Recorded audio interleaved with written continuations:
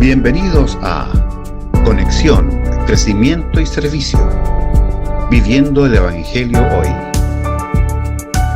Un espacio de la Iglesia Cristo Eterno Redentor de enseñanzas, noticias y conversación. Visítanos y síguenos en el canal de YouTube y nuestro fanpage Cristo Eterno Redentor.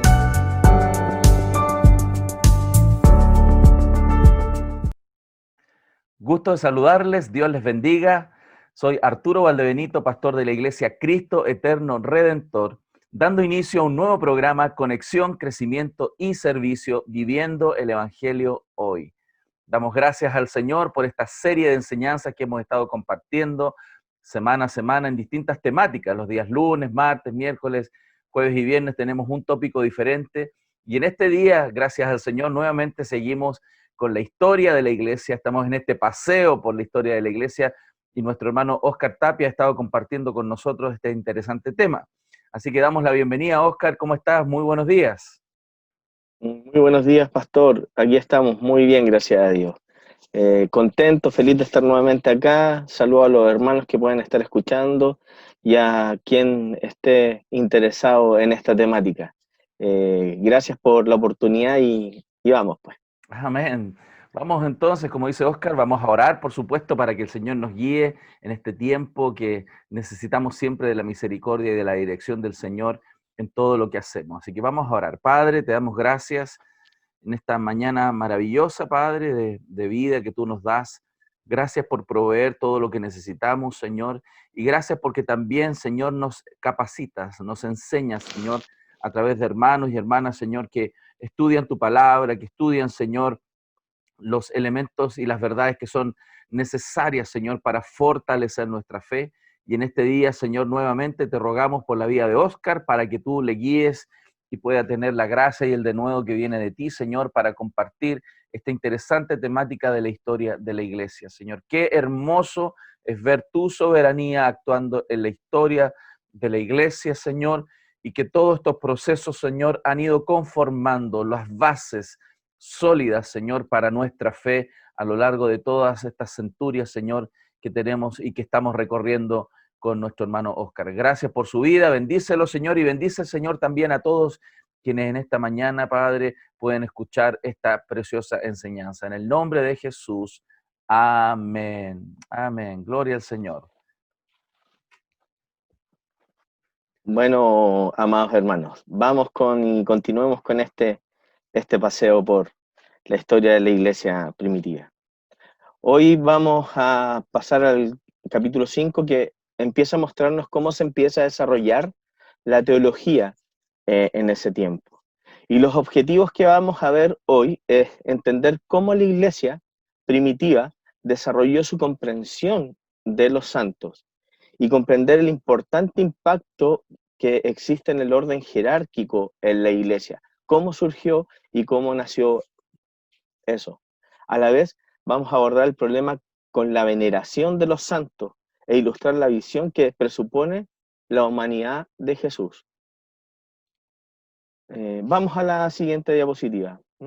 Aquí hay un texto de la Confesión de Fe de Westminster que nos va a introducir un poco a la temática a la cual vamos a ver hoy. Dice: la oración religiosa debe ser dada a Dios, al Padre, al Hijo y al Espíritu Santo, y a Él solo, no a los ángeles, santos o cualquier otra criatura. Y desde la caída, no sin un mediador, ni en la mediación de ningún otro, sino solo Cristo. Y esto nos va a ayudar a ir desarrollando esto. Vamos a la otra, a esa diapositiva. Bueno, en la ocasión anterior, hermanos, estuvimos vimos y consideramos la idea sobre la espiritualidad y la práctica de la vida espiritual, cómo se desarrolló en la iglesia primitiva. Y arrojó una sombra muy grande en la iglesia y ha seguido siendo muy influyente en ella en la actualidad, esa espiritualidad. Y vamos a ver y volver un poquito a este tema en este comienzo de esta enseñanza. La palabra santo en español se deriva de la palabra en latín que significa sanctus. ¿ya? Que significa santo o los santos son los santos, ¿ya? Y cuando Pablo escribía cuando Pablo escribió la mayoría de sus cartas a las iglesias, en la iglesia primitiva, se dirige a los cristianos como todos los cristianos son santos. Y por lo general, las traducciones de la Biblia, tanto en el inglés como en el español, siguen traduciendo santo como santo. Y eso viene siendo lo correcto, porque el texto y la significación es eso. Y así es como en el Nuevo Testamento se concibe a todos los cristianos. No hay otra idea. Todos los cristianos son santos, todos somos santos, porque somos apartados para ser cristianos en Cristo. Somos santos porque Cristo ha provisto una justicia perfecta para nosotros. Y somos santos porque su Santo Espíritu obra en nosotros para hacernos más santos. Por lo tanto, de muchas maneras, con razón, la Biblia nos ve a todos como santos. La Biblia nos demuestra cómo todos somos santos. Pero en la historia de la iglesia primitiva, esta palabra santo comenzó con el tiempo a aplicarse más estrictamente a los que habían tomado más en serio la disciplina. ¿A qué se refiere eso? A la vida cristiana ascética de la cual hablamos en el capítulo anterior. Y santo comenzó a ser restringido exclusivamente a eso. Y no se aplicaba tanto a todos los cristianos, sino a los cristianos que eran considerados como personas muy, muy especiales. Y entre estos cristianos especiales se consideraban por lo general, en primer lugar, los mártires, los que habían muerto dando testimonio de Cristo, que estaban dispuestos a morir por su fe. Pero bueno, ahí está la siguiente diapositiva. Pero entonces, esto también comenzó a ser aplicado a algunos de los que habían abrazado esta vida ascética y disciplinada. Y si vamos a mirar un poquito atrás y miramos lo que hoy es conocido como el calendario de los santos de la Iglesia Católica Romana o las iglesias ortodoxas griegas, vemos cómo muchos de los antiguos santos eran o mártires, o monjes, monjas, o los sacerdotes que servían al Señor en ese tiempo. A ellos los miraban y son mirados como los santos. Y entonces eso llegó a ser visto como una categoría especial de personas especialmente dedicadas al camino de Dios. Y esto es importante a la vida de la iglesia primitiva, ¿no es cierto? Es que con el tiempo la iglesia comenzó a pensar que esas personas, estando vivas o muertas, podían orar por nosotros de manera que nos ayudarían en particular a resolver cualquier circunstancia en la que Dios nos podría ayudar. Oscar, es muy interesante Bien. ese punto porque efectivamente dentro de la iglesia, dentro de incluso de la cultura religiosa de un país, ¿no? Como sucede en nuestro país, esa visión está ampliamente regada, ¿no? Como que hay ciertas personas de una casta especial, de una espiritualidad, de algún nivel especial, que puede estar conectada más cercana con Dios, ¿no? Y no es muy raro escuchar a personas, por ejemplo, incluso me ha pasado más de alguna vez, que me han dicho, pastor, ore usted por favor a Dios, porque usted está más cerca de Dios. Entonces, Exactamente. generando esta división ficticia, ¿no? Como si de verdad alguien pudiera estar más cerca de Dios, que realmente no es así, sino que cada cristiano que ha sido santificado por la obra del Espíritu Santo al creer en la obra redentiva de Cristo, estamos a la misma distancia, por decirlo de alguna manera, y la misma opción de entrar al trono de la gracia delante de nuestro Señor. Exactamente. Y si hoy vamos a visitar, si nos damos una vuelta y visitamos una iglesia católica romana o ortodoxa griega, vamos a encontrar a la entrada estatuas e imágenes de muchos santos. Vamos a ver a veces las iglesias enteras dedicadas a los santos. va a estar llena de altares laterales dedicados a los santos. Es impresionante. Uno entra y ve muchas imágenes al santo que yo pueda recurrir. Y la idea es que estos santos, la idea de ellos es que estos santos nos puedan ayudar. Es que estos santos nos oirían y nos ayudan. Y esta es la idea espiritual que se formó y se comenzó a desarrollar en la iglesia primitiva, que estos santos podían ayudarnos a poder llegar. Pero no en los primeros siglos ocurrió esto, sino que se trata de un desarrollo posterior. Y vamos a ir hablando, vamos a ir viendo eso ahora, porque esto ilustra otro aspecto que es súper importante en la iglesia antigua, que nos va a llevar después para poder desarrollar todo el concepto de la teología en la cual empezó a moverse en la iglesia. Y este concepto intelectual, del mundo intelectual que se desarrolló, fue el que comenzamos a llamar como jerarquismo. ¿Ah? Y lo tenemos que ver para poder seguir avanzando. ¿Podría pasar la otra diapositiva, por favor? La siguiente. Eso. Ahora hemos hablado mucho sobre lo espiritual y el carácter espiritual del pensamiento antiguo, pero también existe este asunto que es muy relevante, muy importante, que es el pensamiento jerárquico en el mundo antiguo. ¿Y qué significa el pensamiento jerárquico? Que toda la realidad está revestida de aquellos que están en la cima de la pirámide. ¿Podría pasar la siguiente diapositiva? Entonces, si se quiere, una de las cosas más importantes, ¿cómo lo vamos a ilustrar? Las cosas más importantes, que existe una pirámide jerárquica, donde está primeramente el emperador, en la parte superior, y si nosotros fuéramos del mundo romano antiguo, sabríamos que toda la vida política y social se configura en esa pirámide que estamos viendo. En la parte superior está el emperador, y bajo el emperador, los miembros del Senado romano. Entonces hay una nobleza romana. Y luego se encuentran los ciudadanos, que ahí, como dice, que son los plebeyos. ¿Ya? Y luego las personas comunes, y al fondo de esta pirámide se encuentran los esclavos. Y no existía la concepción de que todas las personas eran iguales. ¿Ya? Sin lugar a duda, en ese tiempo no eran iguales, habían grandes diferencias. Y esa es la sociedad que estaba organizada en ese tiempo y se organizaba en esas clases. Y esto comenzó a influir mucho en la iglesia.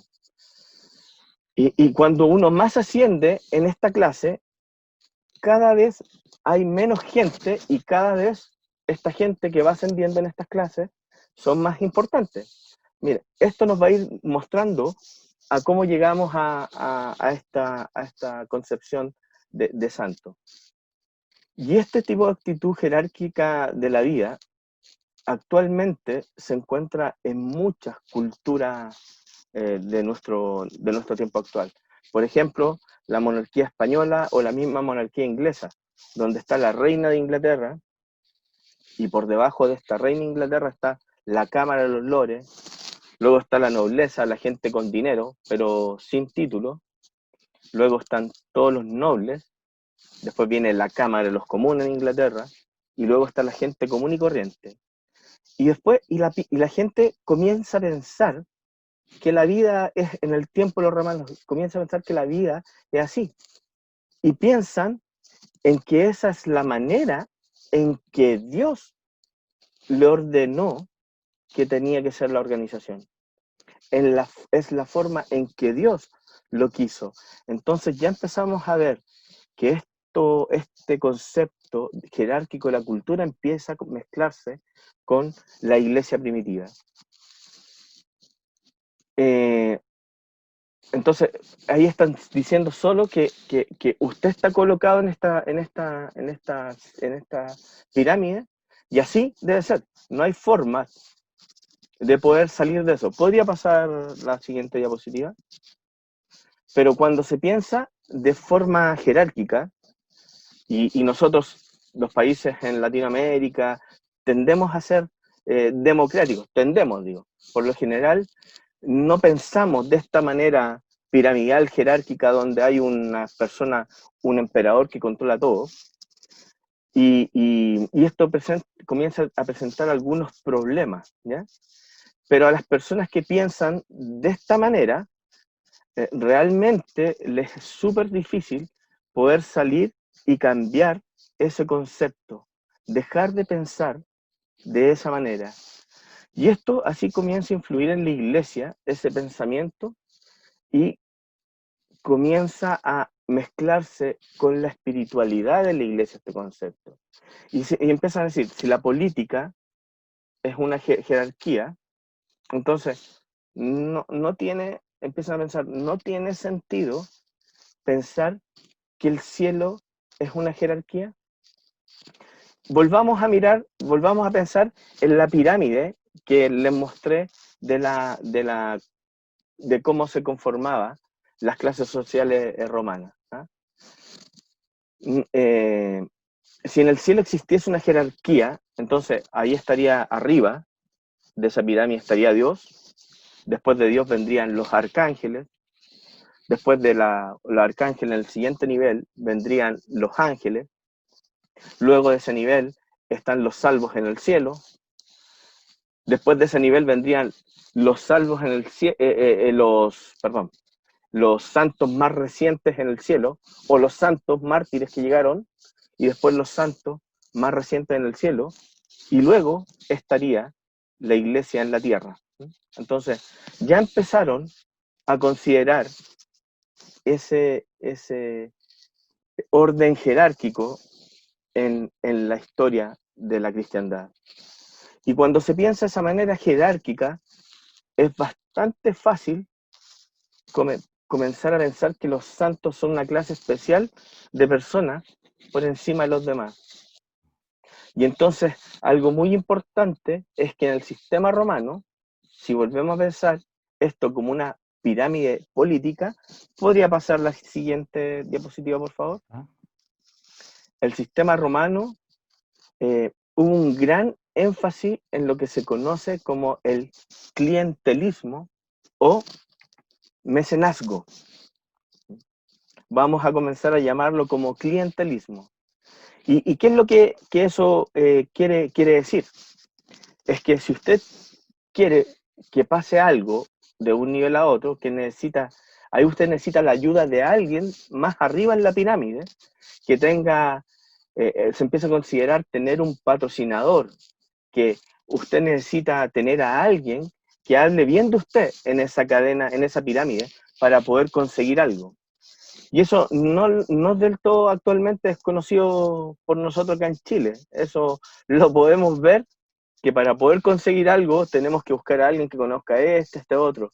Por ejemplo, si alguien quiere construir algo en forma mucho más rápida, empezamos a ver si alguien tiene algún conocido en obras de la alcaldía y ver si él me puede patrocinar y ayudar. Y a eso se le considera el clientelismo. Alguien que puede ser considerado un intermediario, que puede abogar por nuestro caso y ayudarnos a avanzar en esta pirámide.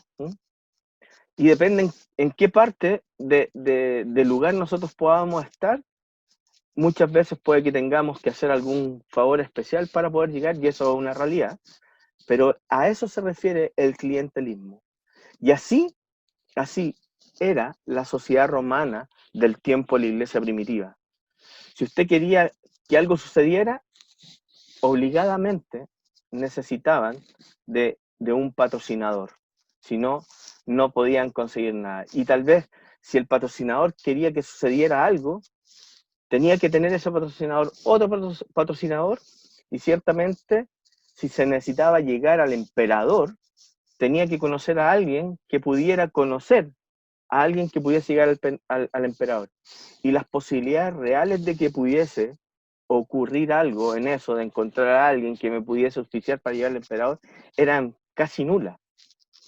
Y por eso se comenzó a gestar este pensamiento, y esa es la forma en que comenzaron a ver la realidad, que no creían que afectaría, y pensaban que esto era la forma en que se comenzaba a ver del cielo. Entonces decían, si usted no puede ir al emperador, ¿qué te puede hacer pensar que puedes llegar a Dios? ¿Por qué Dios te tendría que escuchar? Dios está bastante ocupado. Eso es lo que pensaban en ese tiempo al dejarse influenciar por este orden jerárquico. Bueno, eso no es una buena teología, es un concepto completamente errado teológicamente, que se empezó a desarrollar en ese tiempo. Pero es la manera en cómo la gente comenzó a pensar en ese tiempo. Dios está ocupado, Él tiene mucho que hacer, y si yo no puedo llegar al emperador, ¿por qué creo que puedo llegar a Dios con mis peticiones? Entonces, lo que se necesitó es un patrocinador. Necesito a alguien que pueda llevar mis peticiones a Dios. Alguien que lo vea, alguien que lo vea hacer, que lo va a hacer y lo puede hacer por mí. Y esto se empieza a meter en forma muy sutil en la iglesia primitiva, ese concepto. Entonces, que había que buscar a alguien que tuviese más simpatía y más cercanía con Dios. Era como lo que usted decía anteriormente, pastor. Así es. Cuando muchos llegan a decir, ¿por qué no oras tú por mí que tienes mayor cercanía con Dios? Exacto. Entonces, y decían, Dios es santo y yo no lo soy. Entonces, ahí ellos tendían a buscar ese patrocinador. Y así, esta forma de pensar jerárquica, comienza a surgir la idea de que los santos han de orar por nosotros y que nosotros debemos orarle a los santos. Y ahora lo que podemos decir es que este tipo de piedad en realidad no surgió hasta el siglo IV de ese tiempo. ¿Podría pasar la siguiente diapositiva, por favor? Ahí está. Y lo que era realmente interesante de esto es que cuando se piensa en esto, que es el tiempo, se empieza a pensar esto, fue en el tiempo en que el emperador Constantino se convirtió al cristianismo. Ahí se comenzó a pensar esto. Y hubo una influencia masiva de paganos a la iglesia cristiana. Y se llenó y se inundó esta iglesia con este tipo de personas. ¿Y a qué estaban acostumbrados este tipo de personas? Ellos estaban acostumbrados a recurrir a su cantidad de dioses para que fuesen escuchados. Y le oraban por las distintas necesidades que ellos tenían. Y ellos trajeron este tipo de actitud a la iglesia, donde se mezclaron. Entonces, ellos decían, yo antes con mi creencias antiguas, yo podía ir a Apolo si tenía algún problema, y ahora no hay problema porque puedo encontrar santos que tienen intereses similares a los intereses de estos otros dioses especiales. Los santos parecen tener intereses especiales como sus dioses. Ellos tenían que encontrar un santo que le ayudara. Tenían que encontrar al santo que pudiera apelar por ellos su caso con Dios. Y eso termina convirtiéndose en una parte crucial de la piedad de la iglesia primitiva, la iglesia medieval y la iglesia católica romana hasta el día de hoy. Entonces, ¿cuál es el santo al que puedo orar para que tenga más influencia con Dios que la que yo voy a tener al llevar mis oraciones? Entonces, ahora, desde el principio, la iglesia reconoció que se trataba de un problema, que había un problema teológico muy grande con orar a estos santos. Y el problema teológico era el siguiente: cuando oro a un santo, ¿cómo el santo es capaz de escuchar mis oraciones? El santo está ahora en el cielo, ahí con Dios, pero el santo es un ser finito. Entonces, por lo tanto, un ejemplo, si yo estoy orando a San Judas Tadeo aquí en Chile, y hay una persona que está orando a San Judas Tadeo en Francia, ¿no? Entonces, ¿cómo puede San Judas Tadeo escuchar a ambas oraciones? Bueno, aquí es donde los teólogos admiten que hay realmente dos posibilidades. Y una de esas posibilidades es que Dios le da a los santos y le entrega a los santos parte del atributo divino de la omnisciencia que él tiene. Por lo que ahí el santo podía saber todo, pero todos los teólogos coinciden y reconocen que eso no es probable, que es una locura. Y no es una idea satisfactoria. Entonces, lo finito, entendemos que los finitos, estos santos, no pueden vestirse, ser infinitos. Entonces, y la otra alternativa que se empieza a plantear en ese tiempo es que Dios le dice a los santos cuáles son las oraciones de los fieles, ¿ah? Y Dios le transmite esa oración a los fieles. Y ya que el punto de orar a los santos es tal que van a llevar las oraciones a Dios, esta cosa parece algo un poquito redundante, que estos santos vayan a Dios, Dios los escuche y Dios le entregue esta oración a los santos para que los santos intercedan por ellos. Es una locura, una locura.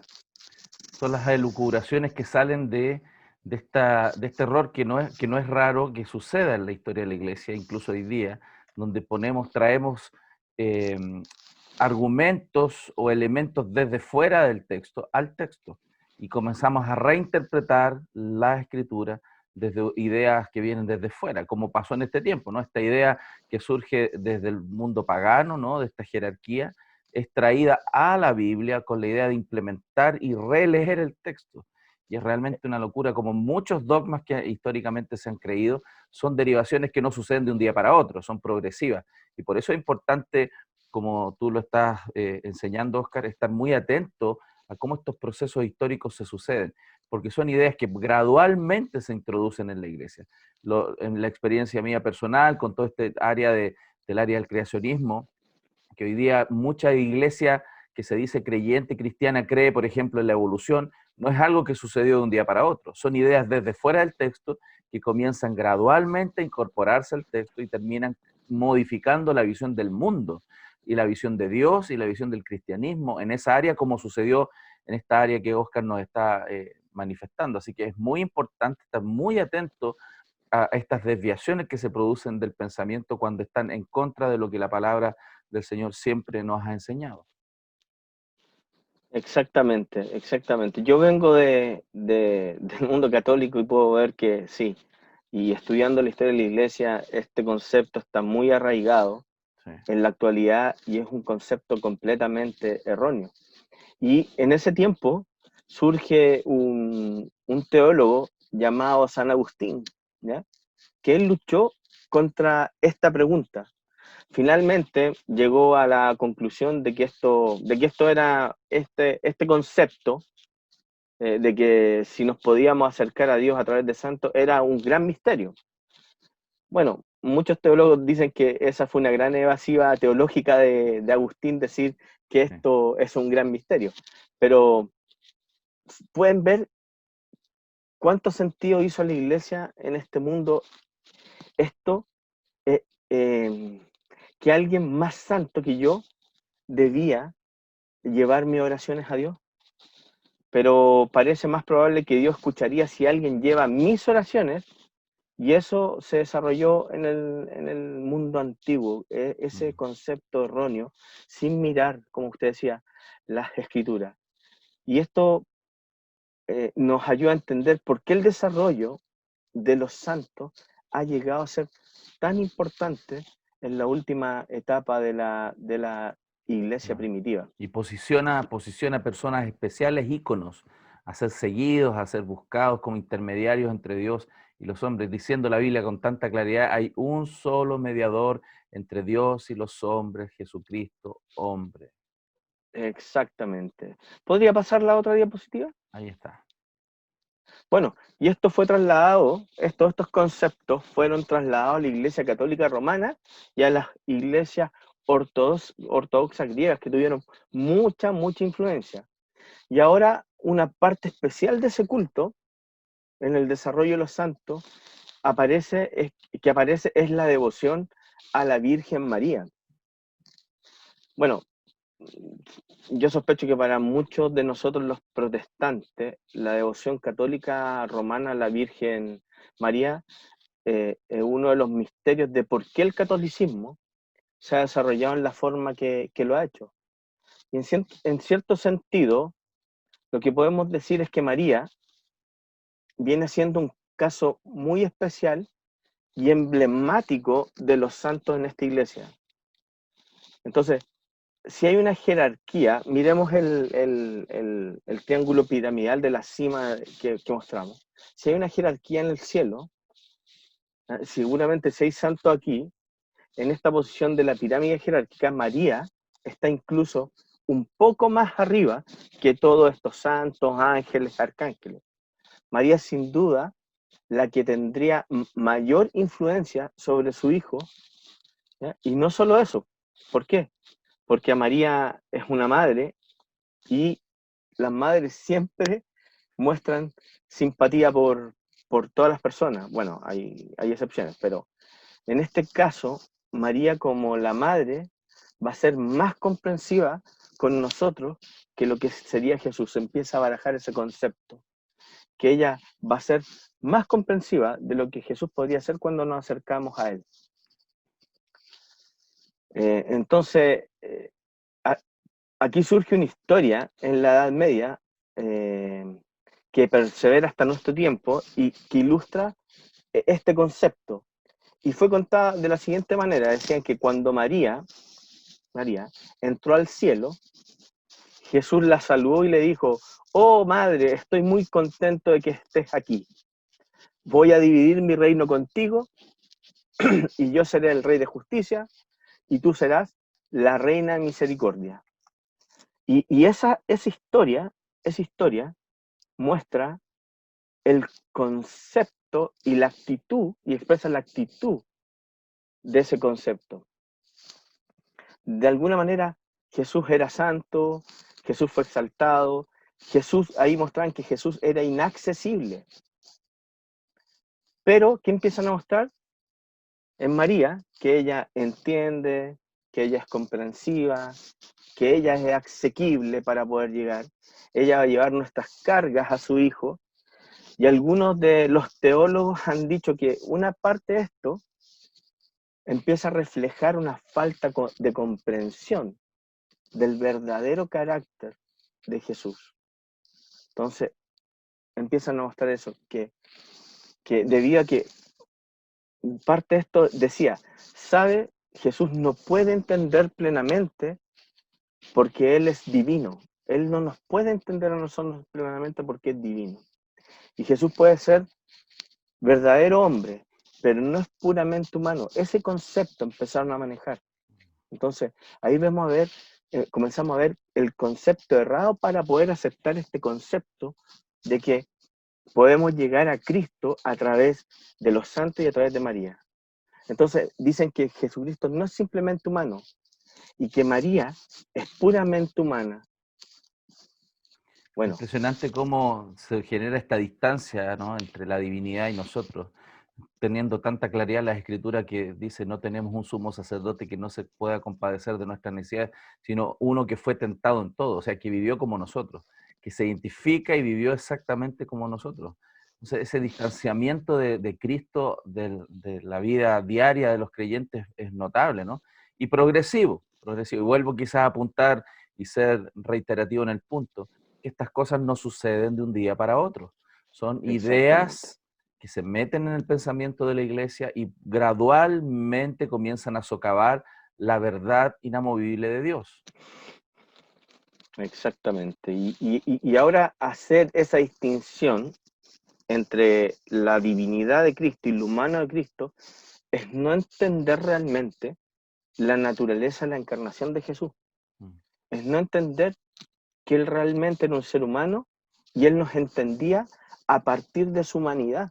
Es cosa de leer los evangelios y ahí se muestra la misericordia esa compasión que tenía el Señor con nosotros, así como cualquier otro ser humano puede entendernos conscientemente. Entonces, en ese tiempo no querían entender eso.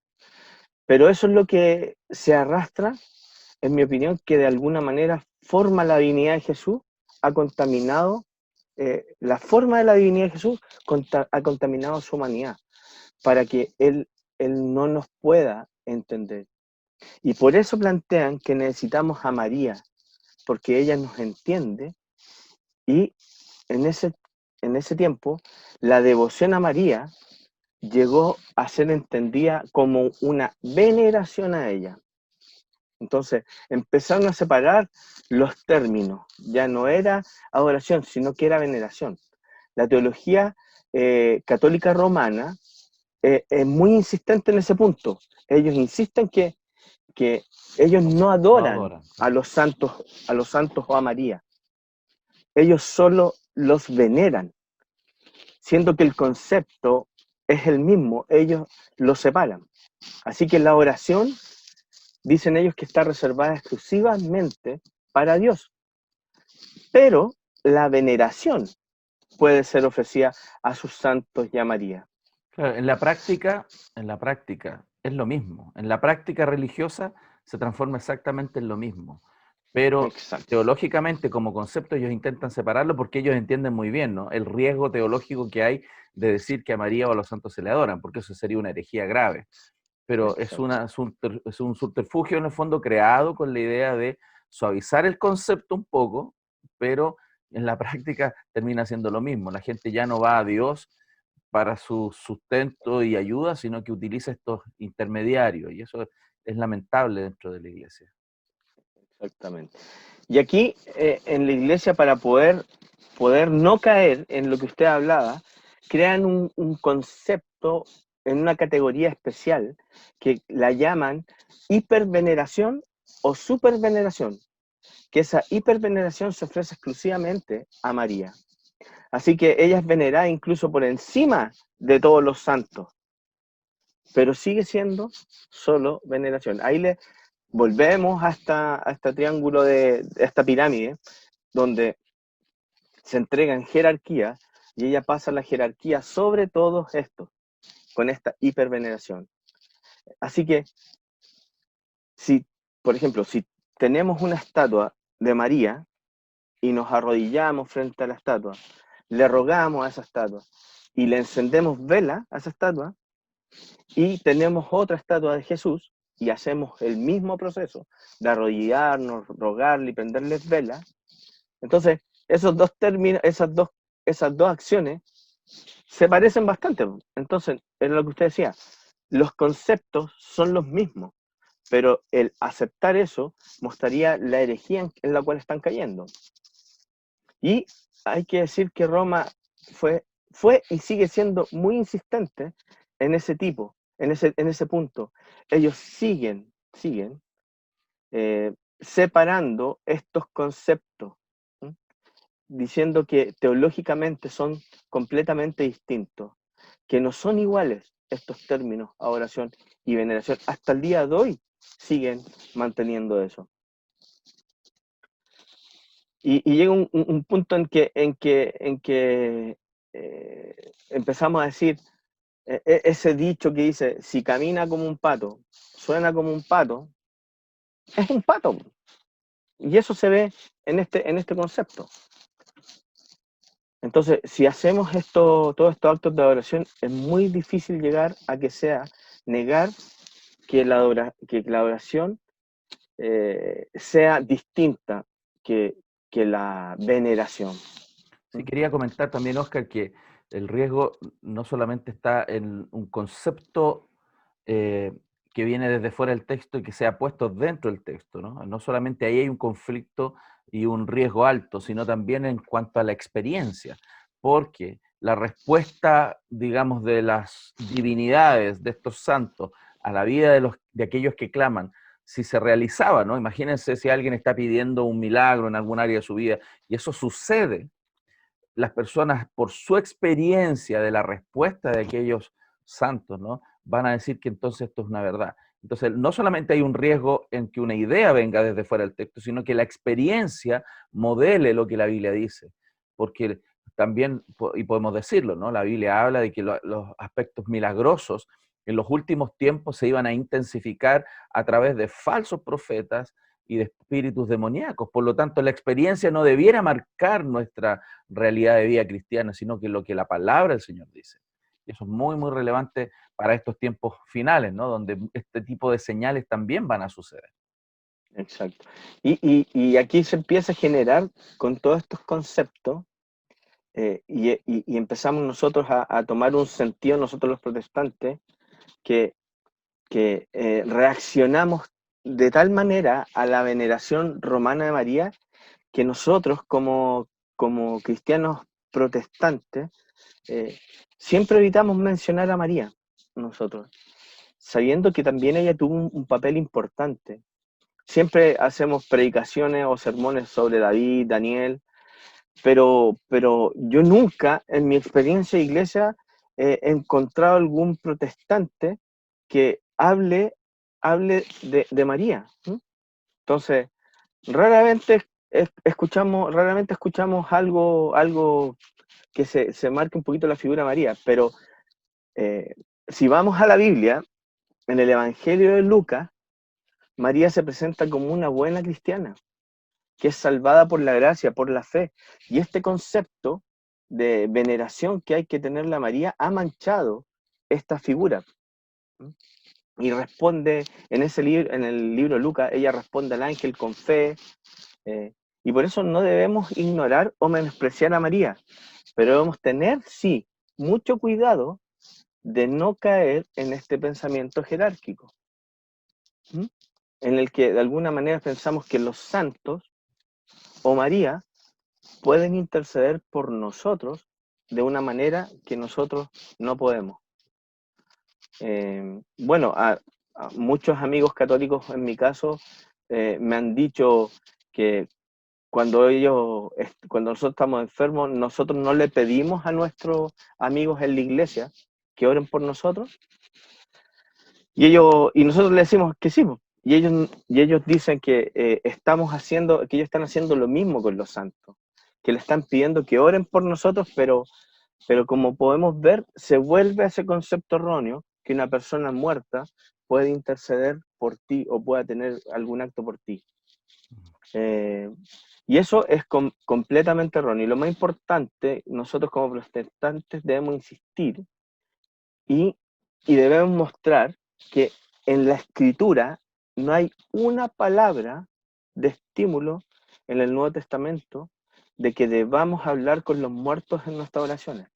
En la Escritura no existe absolutamente nada de eso.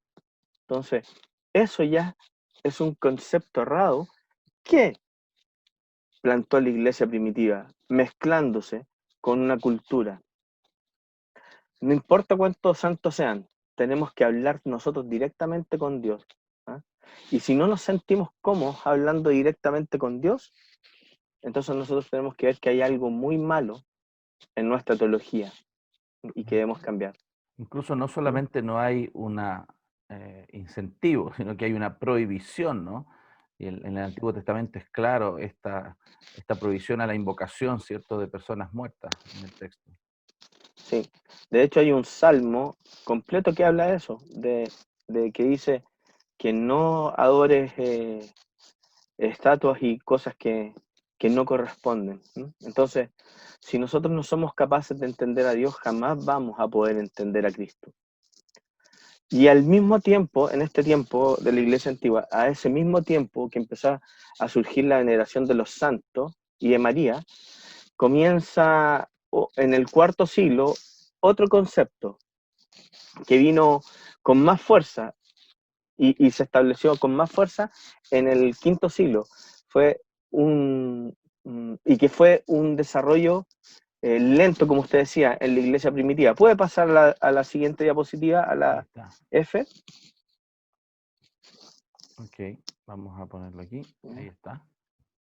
Ahí también comenzaron a desarrollar un gran interés en las reliquias, ¿sí? Que que inicialmente en los principios de la iglesia hubo solamente personas que tendían a preservar los huesos de los santos, como un acto de piedad lo veían, como un acto de recuerdo, como un acto de respeto hacia estos santos, hacia esta categoría de santos que hablamos en un principio, mártires, monjes, monjas, sacerdotes que estaban en el lugar. Pero de nuevo, en este mismo periodo, en el siglo IV y V, se comienza cada vez más la sensación que esto tiene un poder especial, el poder especial que nos conecta con estas reliquias de estos santos, que empiezan a pensar que de alguna manera el santo nos va a prestar más atención en un altar donde están sus reliquias, donde se encuentran sus reliquias, que si le rezamos a estos santos, aparte de las reliquias, empiezan a dar mayor importancia a ese concepto. Y curiosamente los cristianos del siglo IV y V comenzó a decirse que habían tenido visiones de donde podían ser halladas las reliquias de los que habían muerto hacía mucho tiempo. Empezaron ya a espiritualizarlo todo, imagínense, comenzaron ya a ver visiones, y hay un ejemplo característico de ese tiempo que es de Helen, la madre del emperador Constantino, quien era cristiana, y ella viajó especialmente a Jerusalén, y viajó porque dijo que una visión le había mostrado donde fue sepultada la verdadera cruz de Cristo. Y llegaron a ese lugar y cavaron hacia abajo, y realmente encontraron 3 cruces enterradas ahí. Y al encontrar 3 cruces, Santa Elena dijo que esa es la verdadera cruz de Cristo, que ese era el lugar de la crucifixión. Y hasta el día de hoy se venera esa madera y ese lugar. Entonces, desde ese día se ha dado a conocer que ese es el lugar donde fue la crucifixión. Entonces, ya siguieron toda esta espirituación que veníamos viendo desde la semana pasada, se empezó a arraigar profundamente en la iglesia primitiva. Pero esa idea que se presenta de que de alguna manera las visiones son dadas para que la gente pueda encontrar la reliquia, llevó a San Ambrosio en el siglo IV a decir que la era de los milagros nuevamente había regresado, y ese fue un entusiasmo muy grande para ellos.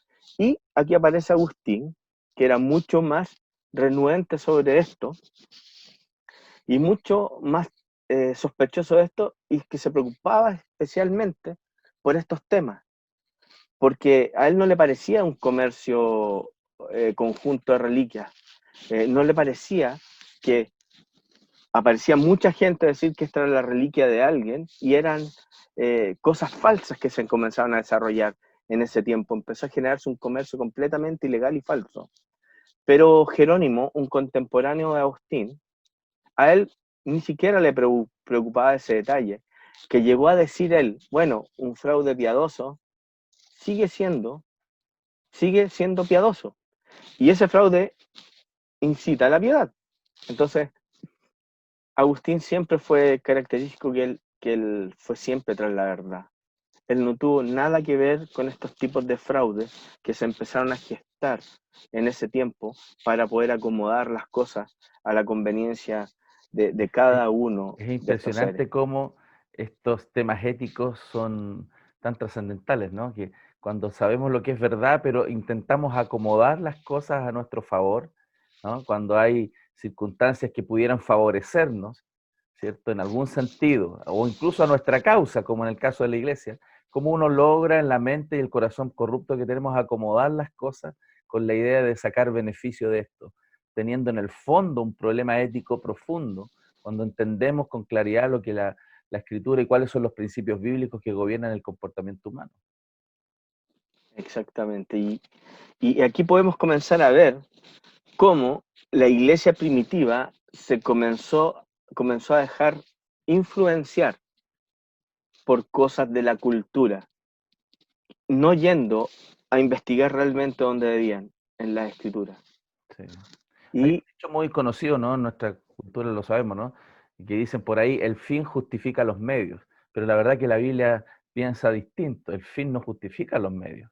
El fin o las metas que tenemos, por ejemplo, generar piedad, como era la idea que decía Jerónimo, ¿no? No validaba los medios corruptos, pecaminosos que estaban utilizando, ¿no? Y esta idea de acercar a Dios, más de alguna vez yo lo escuché, incluso en esta época contemporánea, desde el mundo del catolicismo romano, justificando justamente el empleo de los santos, ¿no? De las imágenes incluso, con esta idea de que la gente vaya y se encuentre con Dios en ese lugar. Entonces es un uso ilegal, antibíblico, de lo que el Señor quiere que sea el comportamiento cristiano y la vida piadosa realmente. exactamente, y por eso nosotros debemos ser cuidadosos, porque podemos caer también en esto y que nos puede llevar a generar deformaciones. Por eso tenemos que estar siempre muy atentos en ir a donde corresponde, que son las Escrituras. Y bueno, y estas ideas comenzaron a desarrollarse y a edificarse la una sobre la otra. La jerarquía de los santos, oraciones a través de los santos, luego el tomar las reliquias que nos conectaban con esos santos. Y todo este sistema se desarrolla y comienza a moverse en la iglesia. Y cada vez se comienza a alejar más y más de la religión bíblica verdadera. Así que aquí estamos finalizando con el día de hoy y es muy importante que nosotros tenemos que no dejar permitirnos que la cultura en la cual estamos ingrese a nuestras iglesias, sino que lo que tiene que privar es las Escrituras, porque ese concepto llevó a que la iglesia primitiva se degenerara en la forma en que se fue degenerando, para después empezar a ver realmente cómo se desarrolla la teología. Y más adelante vamos a ir viendo esto en detalle en este proceso. Amén. Muchas gracias, Óscar. Yo creo que nos alienta este mensaje a volver, por supuesto, a la palabra, a entender muy bien los riesgos que existen. Y como Judas dice, ¿no? En la carta a Judas, que también contendamos ardientemente por la fe que una vez se nos fue dada por medio de los santos, ¿no? Yo creo que hoy día nuevamente la iglesia está desafiada a volver a la Escritura, a volver a la palabra, mirar con mucha profundidad la Escritura y revisar nuestras prácticas religiosas, ¿no? Y que a veces uno no se da cuenta con facilidad, como cristiano, hasta dónde estamos permeados por ideas desde fuera de las Escrituras. Así que gracias, Óscar, por este tiempo, gracias por la enseñanza, muy animados de seguir caminando en este paseo por la historia y esperamos la próxima semana también tenerte con nosotros. Gracias, muchas gracias, pastor. Nos estamos viendo, hermano, y Dios los bendiga a todos. Amén. Gracias a ustedes también que estuvieron conectados con nosotros en este programa Conexión, Crecimiento y Servicio, Viviendo el Evangelio Hoy. Nos vemos entonces, si Dios así lo permite, en una próxima oportunidad. Que el Señor les bendiga.